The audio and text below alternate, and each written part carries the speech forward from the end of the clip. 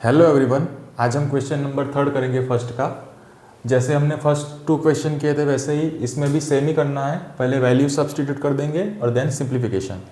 तो सबसे पहले वैल्यू सब्सटीट्यूट करते हैं। cos 45 की वैल्यू क्या होती है? cos 45 की वैल्यू होती है 1/√2। ठीक है। देन sec 30 की वैल्यू, sec किसका रेसिप्रोकल है? cos का। तो cos 30 की वैल्यू हमें पता होनी चाहिए। cos 30 यानी sin 60 की जो वैल्यू होती है वही होती है √3/2। तो उसका रेसिप्रोकल कर देंगे क्योंकि sec है, sec 30 है, इसलिए 2/√3। तो आप ऐसे करके भी याद रख सकते हो रेसिप्रोकल के थ्रू। cosec किसका रेसिप्रोकल है? sin का। ठीक है। तो sin 30 की वैल्यू क्या है? 1/2। तो cosec की क्या हो जाएगी? 2/1, यानी 2 भी लिख सकते हैं, लेकिन एलसीएम लेना इसलिए 2/1 ही लिखते हैं क्योंकि एलसीएम लेना पड़ेगा। ठीक है, डिनोमिनेटर में। अब सिंपली ऊपर 1/√2 ही रहेगा, नीचे क्या हो जाएगा? एलसीएम लेंगे क्या? √3 और 1 का एलसीएम क्या हो जाएगा? √3। तो ऊपर नीचे इसको किससे मल्टीप्लाई करना पड़ेगा? डिनोमिनेटर सेम करने के लिए √3 से। ठीक है। तो नीचे एलसीएम क्या आ जाएगा? √3। अब ऊपर 2 बचा प्लस 2 × √3, 2√3। जनरली इंटीजर वैल्यू पहले लिखते हैं। ठीक है। अब डिनोमिनेटर, ये पूरा डिनोमिनेटर में है, डिनोमिनेटर का डिनोमिनेटर कहाँ जाएगा? न्यूमरेटर में, इसलिए ये 1 के साथ चला जाएगा और ये इसके साथ। ठीक है। तो √3 × 1 √3 ही होगा, √3 1 जा √3, एंड √2 नीचे आ जाएगा इसके साथ। 2 टर्म से इसलिए ब्रैकेट में लिखना 2 + 2 √3। ठीक है। अब क्या करेंगे? देखो, अभी रेशनलाइजेशन करना पड़ेगा, उससे पहले क्या कर देंगे? मल्टीप्लाई कर देंगे। √2 को ब्रैकेट के साथ मल्टीप्लाई कर देंगे, दोनों टर्म्स के साथ मल्टीप्लाई होगा √2। तो नेक्स्ट स्टेप में √3 एज इट इज रहेगा, यहाँ पे 2 × √2 यानी 2√2 प्लस 2 × √2 × √3। अभी दोनों स्क्वायर रूट में वैल्यू है तो दोनों को मल्टीप्लाई कर सकते हैं क्योंकि दोनों का पावर क्या है? सेम। तो 3 2 जा क्या हो जाएगा? रूट में 6 हो जाएगा, 2 बाहर ही रहेगा। वो इंटीजर वैल्यू है, जो स्क्वायर रूट वाली वैल्यू है उनका मल्टीप्लिकेशन कर सकते हैं क्योंकि दोनों स्क्वायर रूट में है। 2 3 जा 6, तो √6। अब डिनोमिनेटर में जब स्क्वायर रूट में वैल्यू आए तो क्या करते हैं? रेशनलाइजेशन। ठीक है। तो जब भी स्क्वायर रूट डिनोमिनेटर में दिखाई दे तो उसको रेशनलाइजेशन करना पड़ेगा। रेशनलाइजेशन मीन्स क्या? यही दोनों सेम वैल्यू लिखेंगे, 2√2 और 2√6 ऊपर नीचे,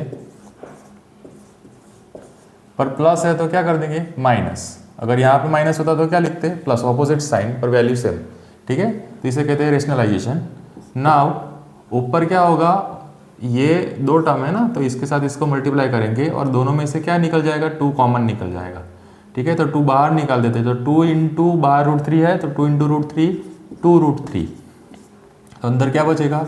√2 - √6। सिमिलरली नीचे, अब देखो सिमिलरली नीचे क्या करेंगे?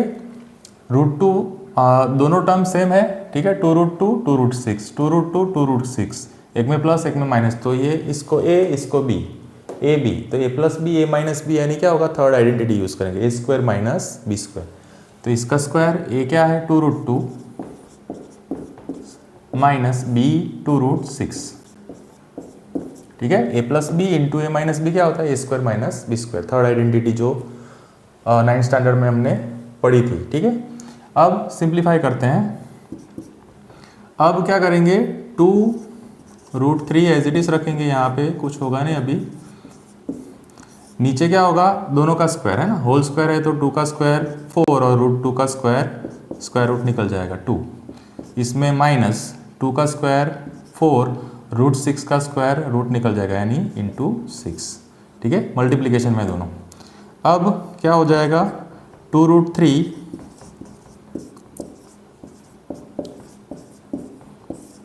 इसमें 4 2 जा 8 -4 6 जा 24। ठीक है। तो अब क्या होगा? 8 - 24 कितना होगा? 8 - 24 यानी -16। 24 बड़ा है ना, तो माइनस साइन, और 24 में से 8 सब्ट्रैक्ट होगा तो 16, तो -16 आएगा। और यहाँ पे 2√3 एज इट इज, √2 - √6, तो ये 2 1 जा 2 8 जा। ठीक है। 2 से कैंसिल आउट होगा ऊपर नीचे, तो नेक्स्ट स्टेप में ऊपर क्या बचा, अब इन दोनों को मल्टीप्लाई कर देते हैं। और हाँ, ये नेगेटिव साइन है, इसको पॉजिटिव करने के लिए क्या करेंगे, यहाँ से इन दोनों का पोजीशन चेंज कर देंगे। ठीक है, √6 प्लस कर देंगे और √2 माइनस, इसलिए माइनस बाहर निकलेगा और वो माइनस माइनस ये क्या हो जाएगा, कैंसिल आउट। इसलिए √6 पहले ले लेते हैं, पॉजिटिव कर देते हैं। √3 तो है ही, √3 × 1 √3 होगा।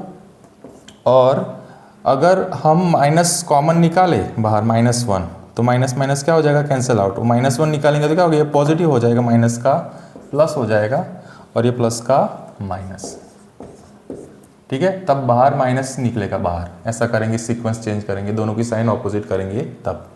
तो रूट माइनस बाहर निकला और नीचे भी माइनस है, -8, तो ये माइनस माइनस क्या हो जाएगा, प्लस। ये दिखाने की ज़रूरत नहीं, डायरेक्टली आप ये नहीं दिखाओगे तो भी चलेगा, समझाने के लिए दिखाया है मैंने। तो अब क्या हो जाएगा, √3 को अंदर मल्टीप्लाई कर देते तो क्या हो जाएगा, √3 दोनों स्क्वायर रूट में, दोनों के साथ मल्टीप्लाई होगा, ब्रैकेट है, तो 6 3 18, तो दोनों स्क्वायर रूट में इसलिए मल्टीप्लिकेशन होगा, 6 3 18, माइनस ये भी दोनों स्क्वायर रूट में, तो 3 2 √6। ठीक है, 3 2 6 पर स्क्वायर रूट में। ठीक है, दोनों स्क्वायर रूट में इसलिए मल्टीप्लाई होगा, यहाँ पे 8। अब 18 को कैसे लिख सकते हैं, 9 2 18। ठीक है, तो 9 2 18 स्क्वायर रूट में, तो 9 का तो स्क्वायर रूट निकल सकता है कितना, 3, तो इसका स्क्वायर रूट निकाल देंगे बाहर, कितना 3। 2 का नहीं निकलेगा तो वो एज इट इज रखेंगे, यानी 3√2। ठीक है, इसलिए इसको क्या लिख देंगे, √18 की जगह पे 3√2। कैसे आया, ऐसे आया। ठीक है, 3√2 माइनस √6 डिवाइडेड बाई 8। अब आगे कुछ होगा नहीं, ये आपका क्या हो जाएगा, आंसर। तो होप सो ऐसे करके क्वेश्चन करना है, रेशनलाइजेशन करना पड़ेगा। और भी 2 क्वेश्चन है, उसमें भी ऐसे रेशनलाइजेशन करना पड़ता है। जब डिनोमिनेटर में ऐसे क्या आए, रूट वाली वैल्यू आए, तो उसको निकालना पड़ेगा, यहाँ पे नहीं है देखो। तो ऐसे करके रेशनलाइजेशन करके सिंप्लीफाई करना है। ओके, जो स्क्वायर रूट में वैल्यू है उनका मल्टीप्लिकेशन हो सकता है, 6 3 18 पर, किसमें, स्क्वायर रूट में। इसमें भी 3 2 6 पर, स्क्वायर रूट में 6। फिर इसके फैक्टर्स क्या होंगे, 9 2 18, तो 9 का स्क्वायर रूट निकल गया, तो 3, और 2 का स्क्वायर रूट नहीं निकला, इसलिए स्क्वायर रूट में रहेगा। तो 3√2 माइनस √6 एज इट इज रहेगा, उसमें तो फैक्टर्स निकालोगे तब भी वो, उसमें कोई परफेक्ट स्क्वायर नहीं है, और नीचे 8। तो आपका ये ऐसे करके सिंप्लीफाई करना है। तो होप सो आपको ये अच्छे से क्वेश्चन समझ में आया हो। कोई डाउट हो तो कमेंट सेक्शन में लिख सकते हो। नेक्स्ट क्वेश्चन हम नेक्स्ट वीडियो में करेंगे। Thanks for watching. अगर पढ़ाई में ये वीडियो हेल्पफुल हो रहा हो तो लाइक कर देना, सब्सक्राइब कर देना और शेयर कर देना। Thanks for watching.